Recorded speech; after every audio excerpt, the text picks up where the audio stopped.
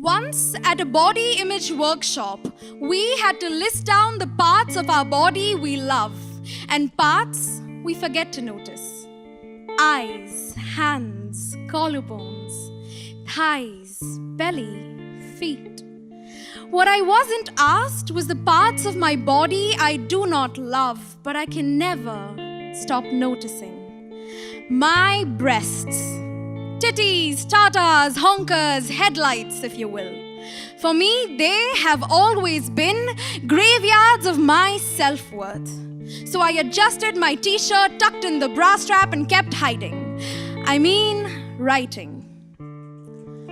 Once, at a lingerie store, my sister told me I wore the wrong bra size. My 15-year-old self didn't realize I was holding my breasts prisoners in claustrophobic cells, Victoria's new secret secured at the cost of my health.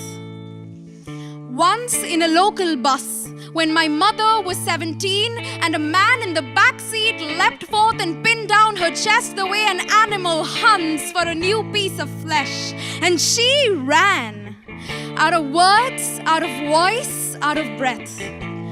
She wasn't alone. There were other women before her and after, and I began to think whether these round grounds of fertility were actually ticking time bombs just meant to be set off by men who need to blow off some steam. And I have been told by my girlfriends with dirt that when it comes to breasts, the bigger the better. How men would prefer what I have to offer, which is to say my body is nothing more than an offering, propped up with laces and mesh and satin, choked to death in underwires. The resting place for a pageant sash. We lay burial grounds for generations of oppression beneath modern standards of beauty. And I wonder, when did all this insecurity set in? Well, I guess I skipped the lesson in school when adolescents were taught to embrace their changing bodies. Were reproductive systems ever more than diagrams we trivialized and memorized for exams? Dear breasts, I was never taught to love and look after the shapes and sizes you would grow into.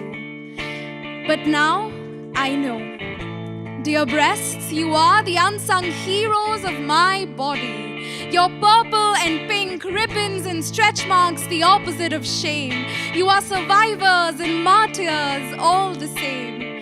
Your glorious curves leading me straight into what matters, and that is the size of this heart. I took months to write you this poem, which is to say it took me years of living it. So on behalf of all the ladies, I formally extend my apologies for hurting the ones closest to me. I'll be a team player, I promise. Hell, I will even go braless. Loving you has been a work in progress. On some days, it is more work than progress. But I have come to accept your duality.